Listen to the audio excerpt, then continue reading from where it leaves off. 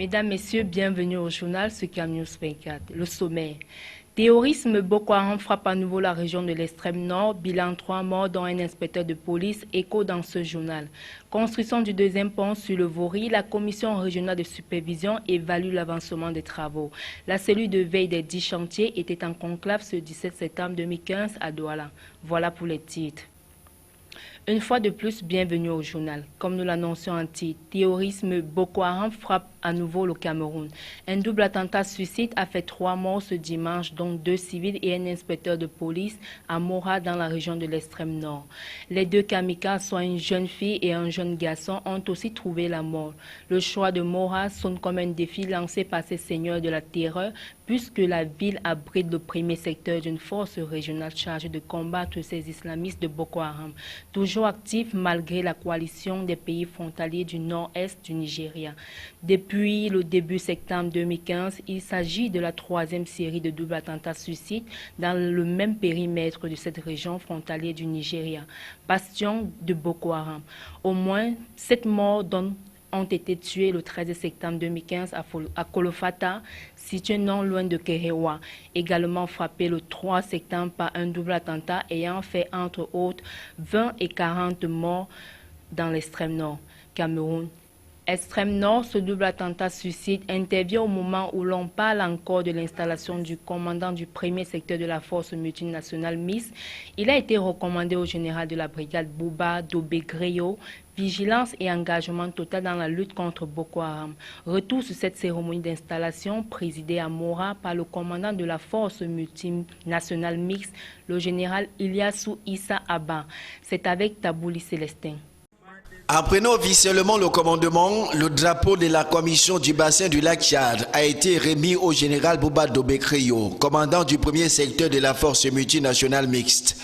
Il s'agit là de la matérialisation de la volonté des chefs d'État de la commission du bassin du lac Tchad à lutter efficacement contre le terrorisme et plus singulièrement la secte islamiste Boko Haram, dira le général Ilyasu Issa Abba. Le commandant du premier secteur, le général Bouba Dobekreyo, entend bien se mettre au travail pour réduire à sa plus simple expression les membres de la secte terroriste Boko Haram qui endeuillent de nombreuses familles et sèment la désolation dans l'extrême nord.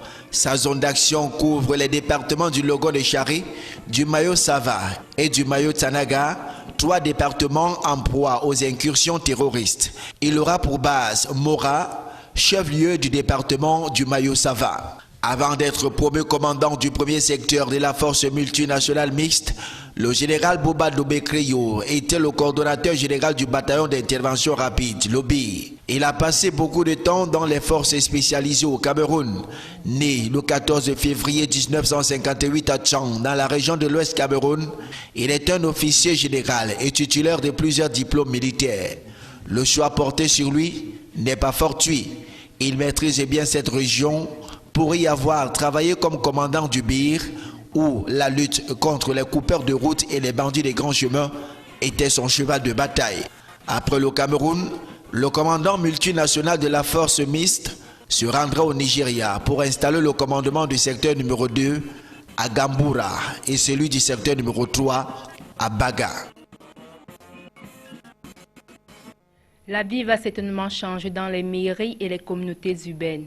C'est à la faveur des 2 textes signés par le président de la République. Il arrive au moment où les magistrats municipaux, à travers leurs associations communes et villes unies du Cameroun, appelaient l'arrêt de ce qu'ils considéraient comme une injustice parce qu'ils étaient les seuls élus du peuple à ne pas avoir de salaire.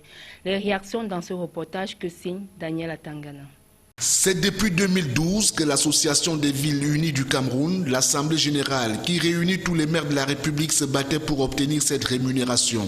Les pressions ont finalement porté leurs fruits à la suite de ces 2 décrets du président de la République signés le mercredi 16 septembre 2015. Ça fait beaucoup d'années, plusieurs années que les maires ne sont pas rémunérés.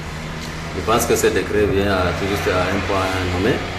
Et aujourd'hui que les maires peuvent espérer être à une rémunération, je pense qu'ils feront même un bon travail, beaucoup de travail pour le développement local. Pour une première fois, je n'avais pas de salaire.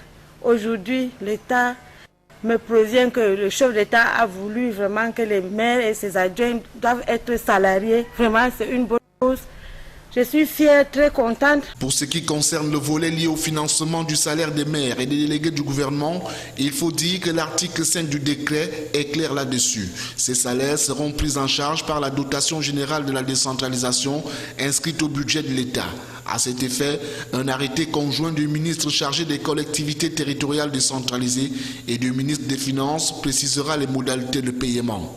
Les indemnités et autres avantages alloués aux délégués du gouvernement, aux maires, à leurs adjoints, aux membres du conseil de la communauté et aux conseillers municipaux seront pris en charge par le budget de la communauté urbaine et celui de la commune. À l'instar des salaires des maires et des délégués du gouvernement, le cumul des indemnités relevant de la solde de fonctionnaires avec les indemnités liées à la fonction municipale n'est pas admis. En outre, leur montant est déterminé par délibération du conseil de la communauté et du conseil municipal. En définitive, les délégués et les maires ont droit à titre gratuit à un logement de fonction, aux frais de téléphone, d'eau et d'électricité. L'on ose croire que les textes d'application seront disponibles dans un bref délai pour faciliter l'effectivité de cette prise en charge salariale qui, l'on l'espère, apportera une plus-value dans le quotidien des maires et des délégués du gouvernement. Municipalité, le chef de l'État définit les salaires des délégués, des maires et de leurs adjoints. C'est la teneur d'un décret rendu public ce 16 septembre 2015 fixant les modalités de rémunération mensuelle de ces magistrats municipaux, soit 400 000 francs CFA pour les délégués du gouvernement et 250 000 francs pour les maires. Valdez Kungan a scruté ce décret pour nous. Délégués du gouvernement, maires et adjoints passeront désormais mensuellement à la caisse. C'est la substance de la décision du président de la République, Paul Biya, rendue publique ce 16 septembre 2015 dans la foulée d'un décret fixant les indemnités et avantages alloués aux magistrats municipaux. En clair, l'article 2 de ce texte dispose que les délégués du gouvernement, les maires et leurs adjoints bénéficient d'une rémunération comprenant un traitement de base, une indemnité de fonction, une indemnité de représentation. En son article 3, le texte clarifie que le traitement mensuel des délégués du gouvernement est de 400 000 francs CFA, alors que leurs adjoints percevront 200 000 francs CFA. Quant aux maires et leurs adjoints, ils reçoivent respectivement 250 000 francs CFA et 150 000 francs CFA. Dans le même credo et suivant l'article 4, cette fois-ci, il est clarifié que la rémunération de ces magistrats municipaux et de leurs adjoints ne peut être cumulée avec la solde du fonctionnaire ou de tout autre traitement salarial servi par un établissement public ou parapublic. Voilà donc qui élude, du moins en théorie, la question épineuse des cumuls de salaire. Et ce n'est pas tout. La rémunération des délégués du gouvernement et des maires n'est due qu'après service et sous réserve de la résidence effective du bénéficiaire dans la communauté urbaine ou la commune concernée. À la question de savoir où va-t-on trouver l'argent, eh bien l'article 5 calme le jeu en indiquant tout simplement que les salaires des maires sont supportés par la dotation générale de la décentralisation inscrite au budget de l'État. S'agissant des indemnités et autres avantages alloués aux délégués du gouvernement, aux maires, aux membres du conseil de la communauté et aux conseillers municipaux, ils sont pris en charge par les budgets des municipalités et communautés urbaines. Ainsi, au vu de l'article 5 et pour les férus des chiffres, les patrons des municipalités de la première classe, communes dont les recouvrements des recettes sont supérieurs à 5 milliards de francs CFA, percevront 500 000 francs CFA plus 50 000 francs CFA par tranche de 5 milliards. Ceux de la catégorie 2, communes dont les recouvrements des recettes sont compris entre 1,1 et 5 milliards de francs CFA, gagneront 300 000 francs CFA, tandis que leurs homologues de la classe 3, communes dont le recouvrement des recettes sont comprises entre 251 millions et 1 milliard de francs CFA, auront 150 000 francs CFA plus 50 000 francs CFA par tranche de 5 milliards de francs CFA. Enfin, pour la catégorie 4, celle de moins de 250 millions de francs CFA, les indemnités sont de 100 000 francs CFA plus 50 000 francs CFA par tranche de 5 milliards de francs CFA. Travaux de construction du deuxième pont sur le Vouri, la cellule de veille des 10 chantiers vient de se réunir à Douala. Il était question d'évaluer les différents états d'avancement des travaux sur les axes est et ouest de la ville de Douala, ainsi que ceux du deuxième pont sur le Vouri. José Gongan et Eric Tcheche.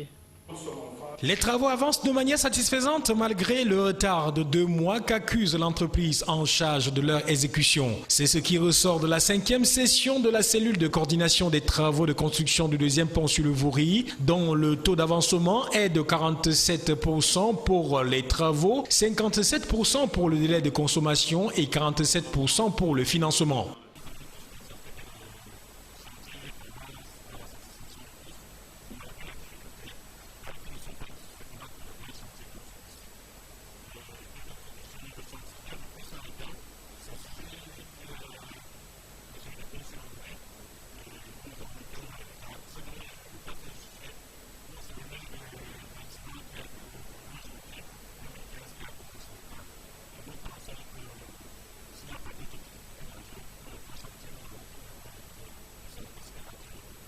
Quant aux travaux d'aménagement des accès, ceux de la pénétrante Est sont à ce jour exécutés à 61%, pendant que le taux d'exécution au niveau de la pénétrante Ouest s'évalue à 15,7% avec un taux global de consommation de délai de 23%.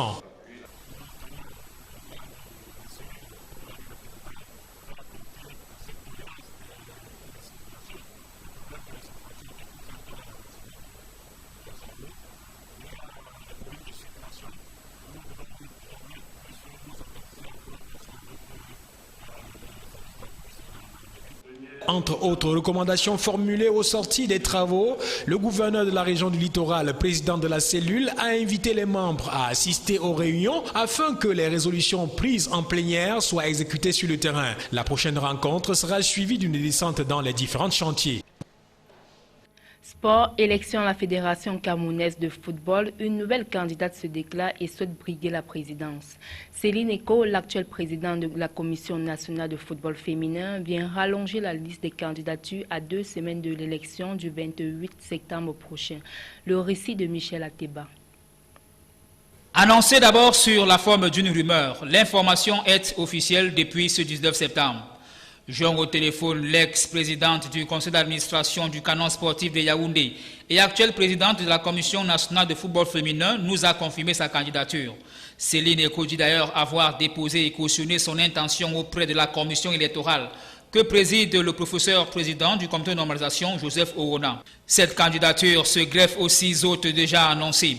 Selon nos informations, la candidature de Mme Eko serait l'aboutissement d'une longue période de réflexion de certains administrateurs de la Fédération camerounaise de football. Même si la présidente de la Commission nationale de football féminin sait que la tâche ne sera pas facile, elle ne s'avoue pas encore vaincue selon ses proches. Pour certains observateurs, la patronne du football féminin pourrait être la femme de la situation. C'est ici que se referme cette tranche d'information, mais voici ce qu'il faudra en retenir. Terrorisme Boko Haram frappe à nouveau la région de l'extrême nord, bilan 3 morts dont un inspecteur de police. Construction du deuxième pont sur le Vouri, la commission régionale de supervision évalue l'avancement des travaux. La cellule de veille des 10 chantiers était en conclave ce 17 septembre 2015 à Douala. Fin du journal, ce tour restant en compagnie des programmes de CamNews 24.